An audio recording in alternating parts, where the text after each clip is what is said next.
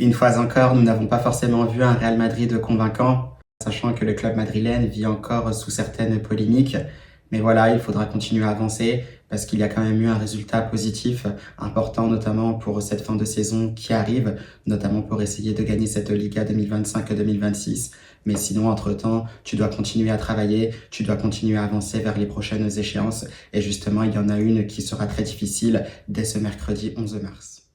Buenas a todos y a todas, j'espère que vous allez bien. C'est Pakikune de Madrid. On se retrouve pour une nouvelle vidéo à propos du Real, comme d'habitude, et surtout pour se projeter sur les prochaines échéances du Real Madrid, à savoir la prochaine ce mercredi 11 mars face à Manchester City pour les huitièmes de finale aller de la Champions League. Vamos! Eh bien, los chavales, toujours un plaisir, comme vous le savez, de vous retrouver par rapport à une vidéo concernant le Real Madrid. On le sait, pas mal de choses se sont passées autour du club madrilène, avec notamment des contre-performances en Liga, ce qui a permis aussi au Real Madrid de perdre notamment cette tête du championnat une nouvelle fois. Derrière ça, pas forcément des choses convaincantes aussi en Champions League entre-temps, même si on sait que tu joueras la huitième de finale. Là, on le sait, il y a eu notamment ce match face au Celta Vigo ce vendredi. Ça a été avancé, bien sûr, en vue de ce huitième de finale aller de Champions League qui arrivera face à Manchester City, comme on le disait, ce mercredi 11 mars 2026 à partir du 21h à Madrid, au Santiago Bernabéu. On le sait, match très important où il va falloir être présent parce que ce sera face à un adversaire qu'on connaît très bien, à savoir Manchester City. Mais bien sûr, avant cela, c'est un Real Madrid qui devait réagir, un Real Madrid qui devait s'en sortir malgré certaines polémiques, surtout au vu de cette défaite surprise face à Getafe qui a laissé donc les Madrilènes à 4 points du Barça. On le sait, il ne fallait pas forcément augmenter cet écart qu'il y avait entre les Blaugrana et les Madrilènes. Et justement, les Madrilènes ont réussi à assurer, malgré cette performance plutôt non convaincante. Voilà, il y a eu des buts au bon moment, ceux de Valverde et bien sûr ceux de Tchouaméni. D'ailleurs, on a vu c'est un Tchouaméni qui a l'air d'être en forme en ce moment. On voit qu'il est impactant dans notre jeu du Real Madrid, notamment dans le secteur défensif pour récupérer du ballon. Il arrive aussi à se projeter. On voyait aussi dans une phase où il y avait quand même des combinaisons. Voilà, il se retrouve à l'entrée de la surface de réparation. Il arrive à inscrire le premier but du match et ça fait bien sûr 2 buts sur les 3 derniers matchs pour le Français. Voilà, c'est impressionnant. Ça montre aussi son état d'esprit qui est plutôt bon puisque c'est un des joueurs les plus impliqués dans ce Real Madrid-là, que ça soit sous le mandat Arbeloa ou sous le mandat Xabi Alonso. Et je pense aussi que le joueur le mérite, surtout au vu des passes difficiles qu'il avait vécues la saison dernière. Ça, on s'en rappelle très bien. Donc ça, bien sûr, c'est une chose. On le disait, pas forcément convaincant, donc on va pas forcément revenir sur ce match-là parce que on sait de ce qu'on voit par rapport au Real Madrid sur tous les matchs précédents. Encore une fois, face au Celta, ce sont des choses qui se répètent constamment.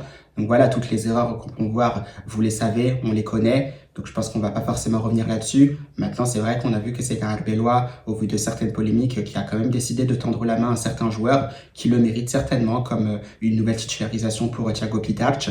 Voilà, on le sait, il y a pas mal de marge de progression pour le jeune espagnol. Voilà, il faut qu'il enchaîne les minutes de jeu pour commencer à prendre confiance et pour être peut-être plus impactant à l'avenir, parce qu'on le sait, ce sera pas forcément tout de suite pour Thiago Pitarch. Et surtout, tu as titularisé Ferland Mendy. C'est vrai, il y avait cette absence de Carreras, mais Ferland Mendy, on sait ce qu'il représente. C'est vrai que le Français est très critiqué pour ses périodes de blessures, les blessures qu'il enchaîne, mais généralement, quand il est là, on sait qu'il apporte une valeur sûre d'un point de vue défensif.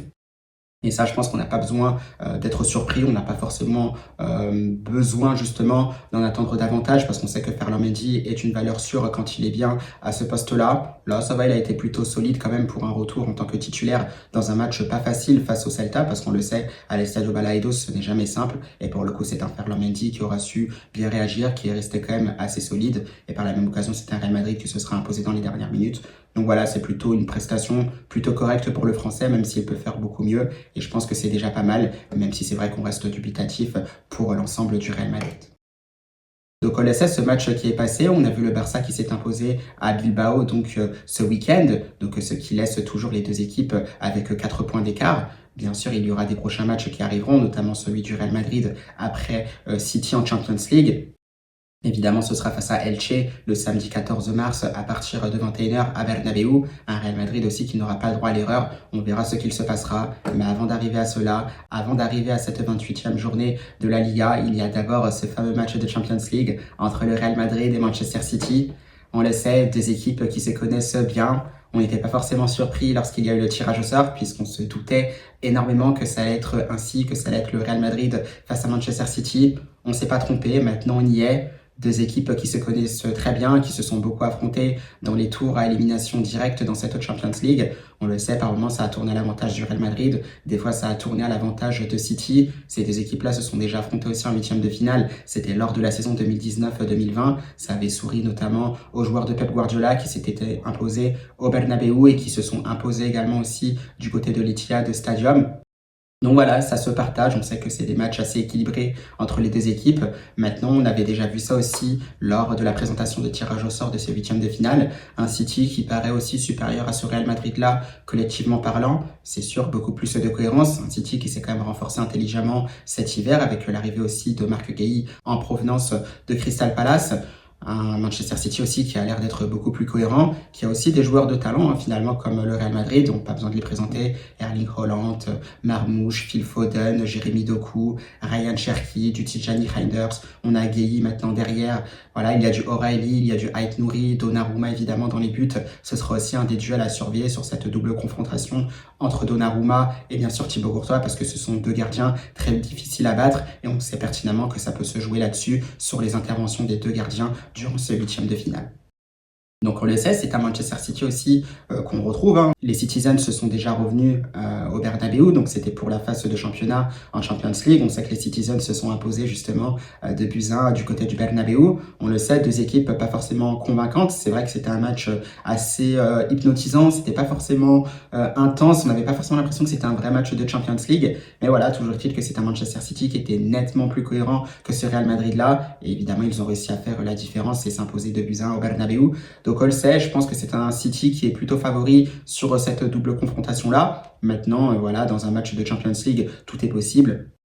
C'est un Real Madrid aussi qui aura besoin de réagir, de montrer qu'ils sont toujours présents, qui devra aussi chercher au fond de ses ressources pour pouvoir s'imposer, parce qu'on le sait, pas mal de joueurs absents, Mbappé très incertain, pour Jude Bellingham, on ne sait pas forcément. Donc voilà, tu as Vinicius Junior comme taulier en attaque, on n'oublie pas aussi que Rodrigo Goes est blessé. Donc voilà, ce sont des choses qui sont assez compliquées à gérer, mais toujours est-il que ce Real Madrid-là est capable sur un seul match, surtout qu'on sait que c'est une équipe de Manchester City qui est très très joueuse, on le sait, les équipes de Guardiola aiment beaucoup jouer au ballon, qui peuvent laisser des espaces dans leur dos, et ce qui peut permettre aussi au Real Madrid d'en profiter parce qu'on le sait, les Madrilènes sont beaucoup plus forts en phase de transition rapide quand ils partent en contre-attaque plutôt que lorsqu'ils sont en phase de possession. Ça, on le voit notamment depuis plusieurs saisons, notamment la 2024-2025, la dernière de Carlo Ancelotti. Donc le sait, on peut se dire finalement que tout peut être réuni pour que le Real Madrid fasse une bonne prestation face à Manchester City au Bernabeu ce mercredi, à voir ce qu'il en sera. Toujours est-il que derrière, c'est un Manchester City qui est plutôt pas forcément en forme, je dirais, parce qu'on a vu un Manchester City dans des meilleurs états de forme. Maintenant, on sait que cette équipe-là est toujours en phase de transition, avec des anciens cadres qui commencent à partir. On avait déjà vu des joueurs comme Ederson, Kyle Walker, on a vu De Bruyne récemment qui a quitté le club, peut-être aussi Bernardo Silva cet été. Donc on sent qu'il y a cette phase de transition pour cette équipe de Manchester City, donc forcément qui n'est pas encore à son top niveau. C'est peut-être là aussi qu'il faut en profiter pour le Real Madrid, pour les sortir de la compétition, à voir ce qu'il se passera, parce que tout est possible. Et comme on le disait, ce City-là reste quand même beaucoup plus cohérent que le Real Madrid, donc on verra bien ce qu'il se passera. À côté de ça, au Real Madrid, tu as quand même des hommes sur qui compter. On sait, on parlait notamment de Vinicius Junior qui est assez décisif en ce moment, même s'il n'a pas marqué sur les deux derniers matchs. Mais c'est vrai que sur les matchs coup près, les matchs où il y a beaucoup de tension, le Brésilien arrive à répondre présent. Est-ce que ce sera encore le cas face à Manchester City? Ça, nous attendons de voir. Tu as un Tchouaméni aussi qui est plutôt régulier cette saison. Nul doute qu'il devra énormément travailler avec beaucoup d'intelligence et beaucoup d'efficacité pour annihiler justement ces phases de transition de Manchester City, ces phases de possession, parce que c'est une équipe de Manchester City aussi qui, quand elle aura le ballon, elle essaiera de faire mal à ce Real Madrid-là. Et justement, Tchouaméni sera important dans notre jeu pour contrecarrer les plans des Citizens, notamment pour alimenter des joueurs comme Haaland, comme Doku, comme Cherki. Ça peut être du Marmoush, ça peut être du Savinho. Donc on verra bien ce qu'il se passera, mais je pense que Tchouaméni sera mis à forte contribution, ça je n'en doute pas. Derrière, tu le sais, c'est ton point faible, c'est l'aspect défensif. On voit aussi que c'est un Real Madrid qui change constamment de défense. C'est comme ça depuis le début de la saison. Je pense qu'on a vu pas mal de doublettes. On a vu du Alaba, Asensio. On a vu du Rudiger, Asensio. On a vu du Rudiger, Alaba. On a vu du Aysen, Rudiger. Enfin, il y a eu pas mal de mixité, de variations. On a vu pas mal aussi avec Militao avant que le Brésilien se blesse. Même si par moment c'était beaucoup Militao et bien sûr Dean Aysen. On a même vu Militao aussi avec Rudiger pendant un temps.